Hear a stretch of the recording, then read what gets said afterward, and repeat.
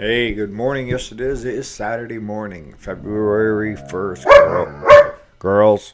February 1st of 2025. So, what are we going to talk about today? Well, it's getting things that you want out of life. It sounds simple, but so many people fail at this, and I have in the past. So, hang tight.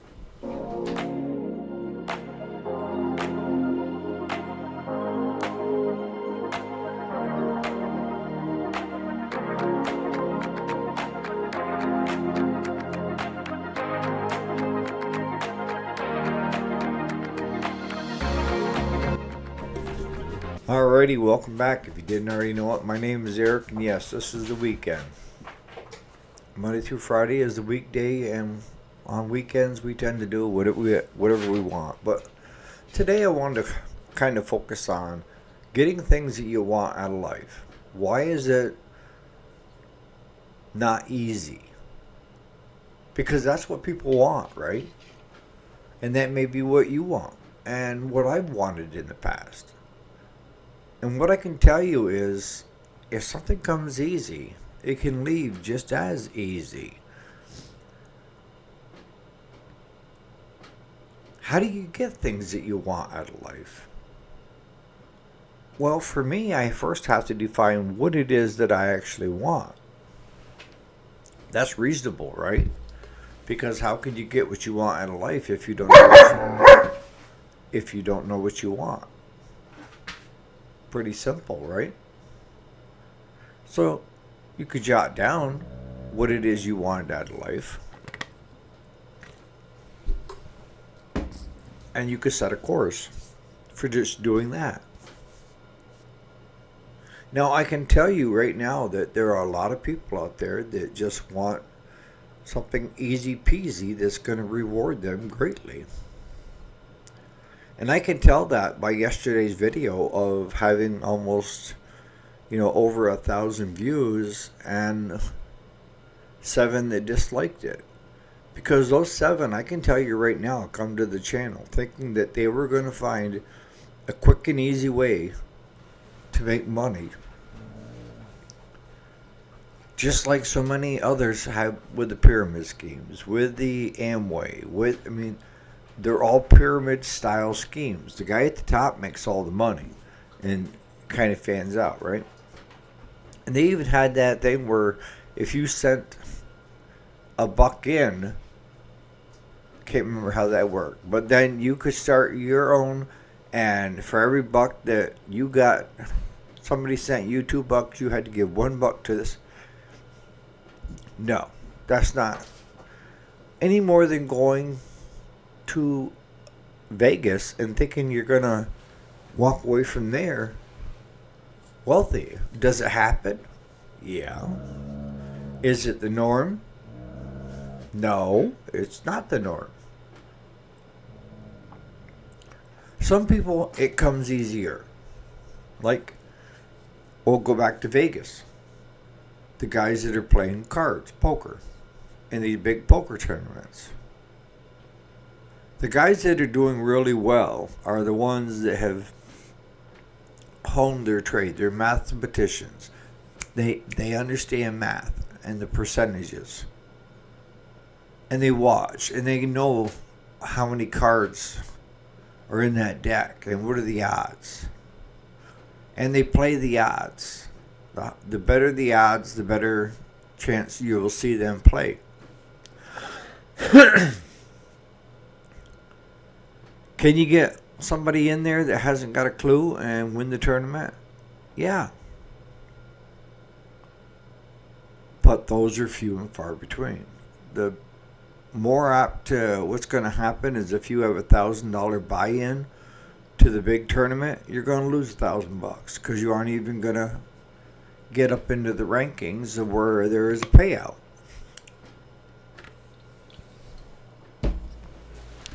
But yet thousands try every year.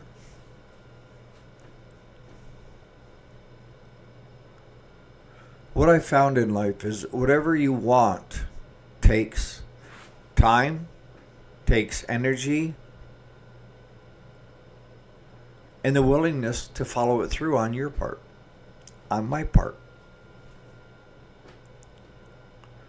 Again, if we write it out, it should be easy, right? No.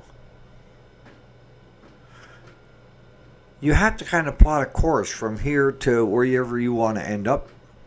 Where is your end goal? And then you want to enjoy the journey along the way to that end goal. Because the journey is going to be the biggest factor of where you're gaining something, right? It's not the payoff in the end.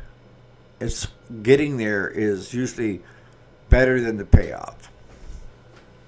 But let's say you want to make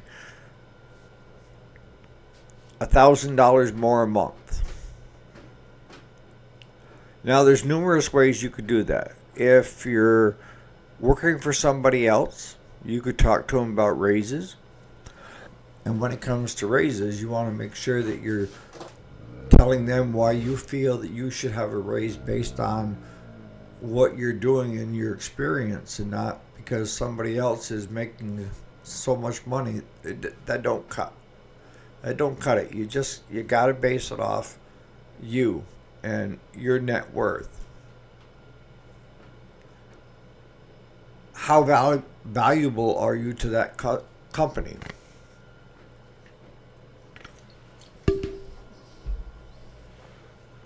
If you're self-employed, you could say, well, I'm going to take on so many more jobs per week, per month, and to get the added income.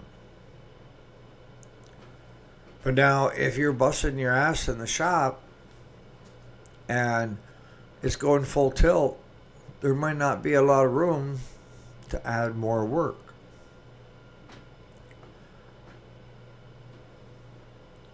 Like what I try to challenge myself with is in the spring of the year and early fall, we don't need to pound the pavements looking for work.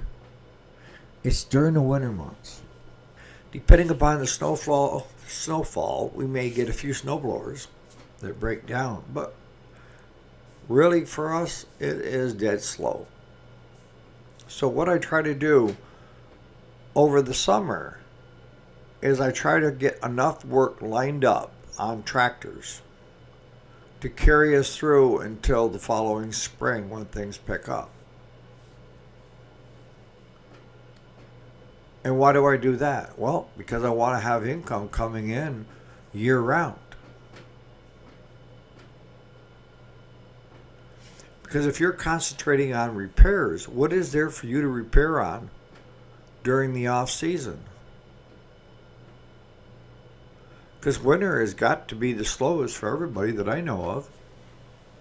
Is running a shop. If you're running a automobile shop, it's not.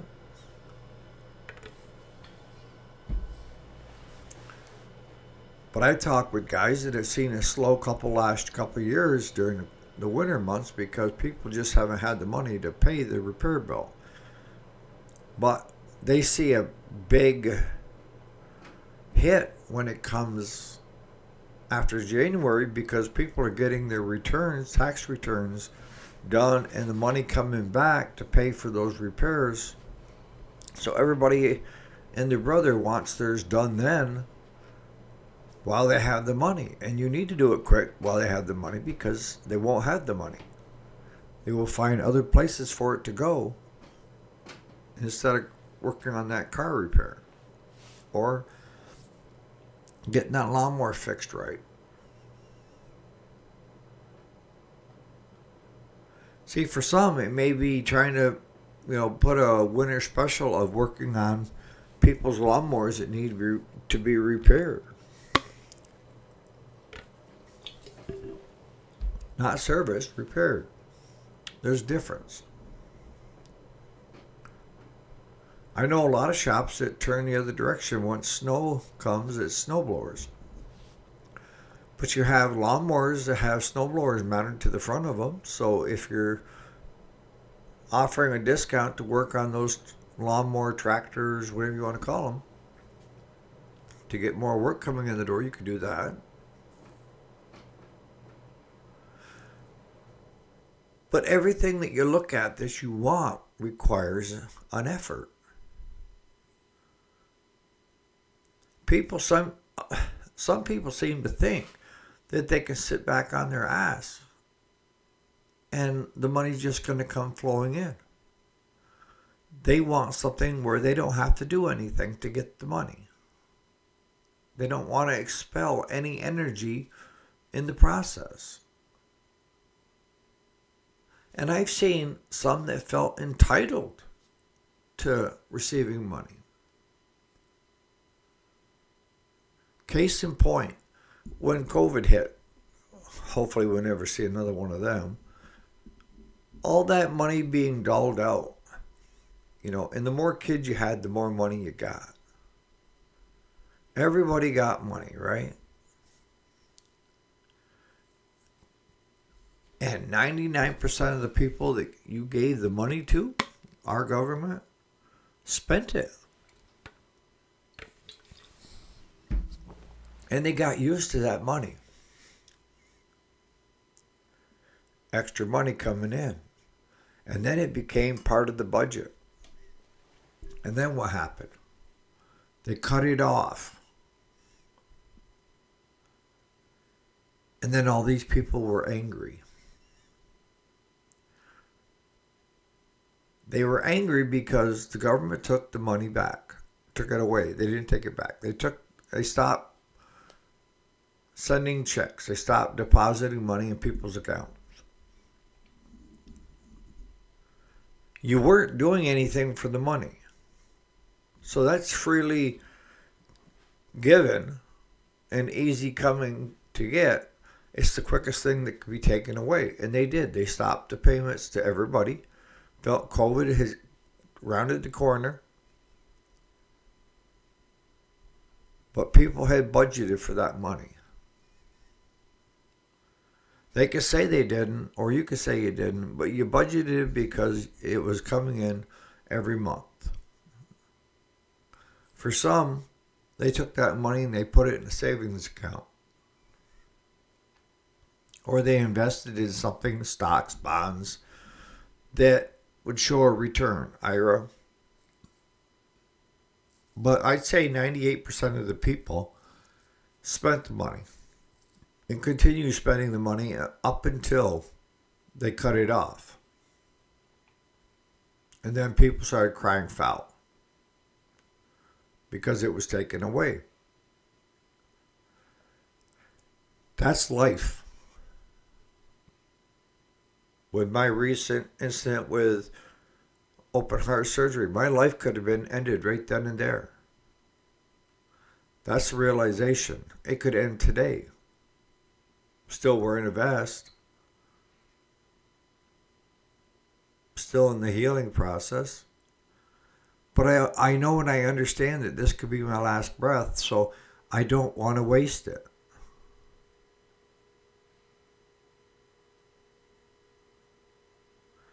And that's what it's all about when it comes to getting what you want. Is you only have just so much time. And it's a finite time. I mean, you could go at any minute. You could be hit by a car, a bus, a tractor trailer, drunk driver. A deer could jump out in front of you and you swerve on black ice to avoid it. And you go off the road and hit a tree. There's so many things that could happen. But yet people are not willing to live like there is a time limit of how long you do have to get things done. And I don't want you, during that time, I don't want you focused on money. Money is not going to make you happy. No, it's not, Amos. I'm telling you right now, it's relationships, You could call me the $500,000 man. That's what it cost. And it's still continuing to cost to be here.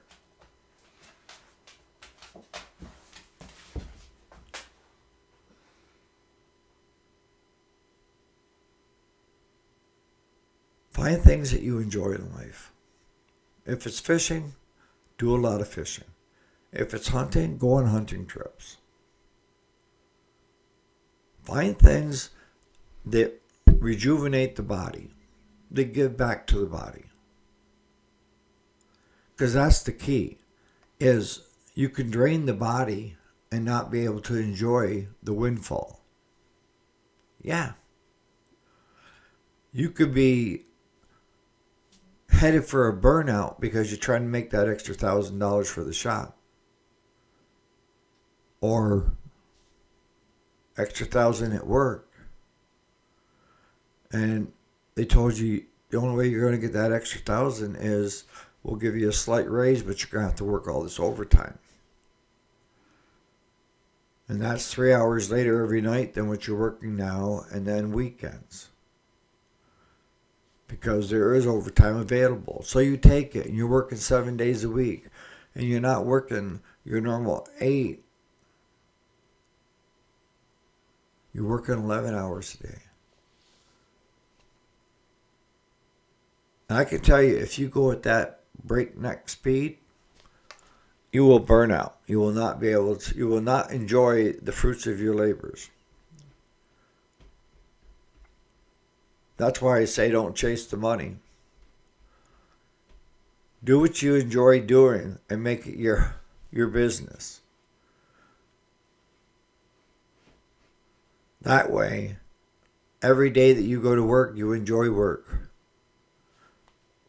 Find what you enjoy and make it your job, or find someone that has that job available and take it. You may love talking with people. So a call center or receptionist, or there's a lot of things that you can do where you're talking to people.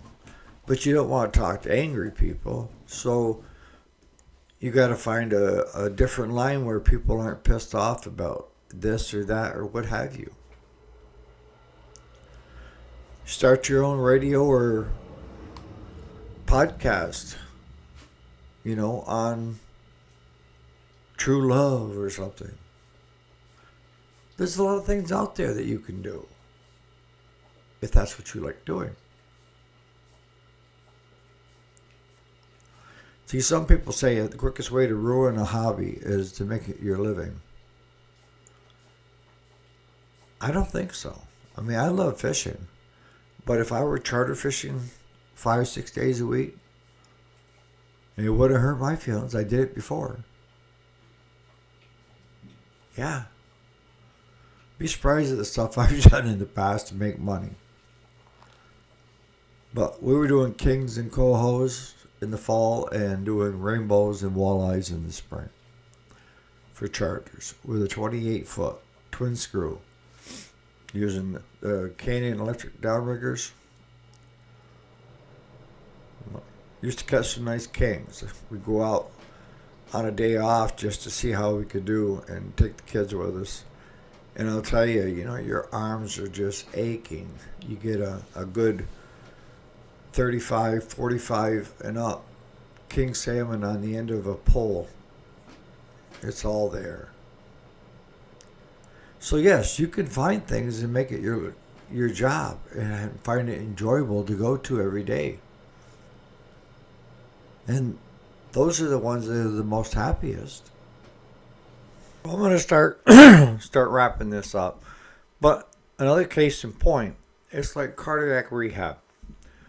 A lot of my friends said it was a waste of time. And even you did, Amos. And when I first went, I was thinking the same thing. But I found out it's all of what you make it. It's all in what you make of it. With me, the only way I knew how to push myself to home to try to get better and to healthier and, build muscle tone back was I would walk until this black box would go off and tell me that my heart rhythm is either getting too high. And that's scary because you're pushing the heart a lot of times too far at that point. We're at cardiac rehab. I start with stretching and getting ready for the treadmill, the bike. I mean, they got a lot of things in there. But the big thing is the gal that is in there to work with you, Mel, and she gets you hooked up to EKG leads to a small unit that goes around your neck, an old pouch, and that goes directly to her laptop. And she'll sit up next to you and have you start.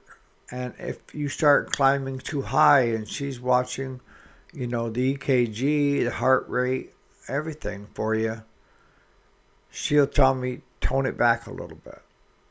But she'll also, if I'm not exerting enough energy to where the heart rate is coming up, or the EKG is at rest, basically,